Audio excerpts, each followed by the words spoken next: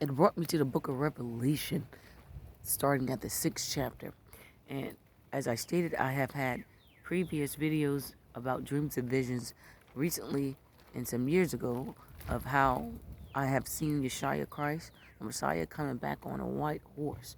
It brought me to Revelation 6, and it reads, "And when he had opened the fourth seal, I heard the voice of the fourth beast say, 'Come and see.' And I looked, and behold, a pale horse, and his name that sat on him was Death, and hell followed with him.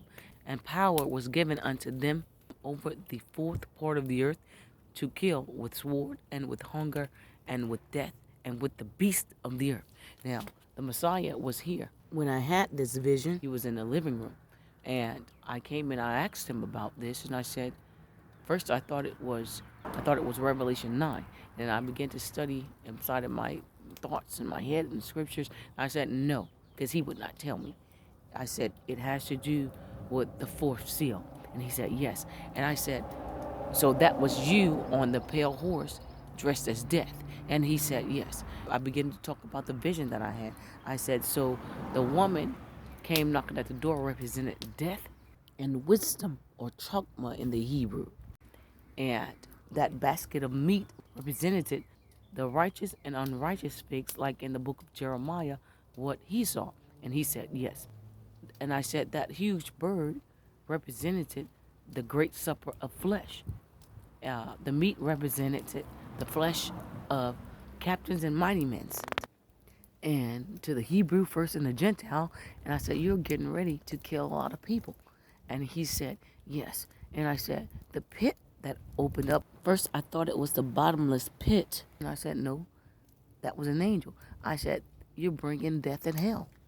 That's why part of your body was ignited. And he said, yes, he is the rider on the horse.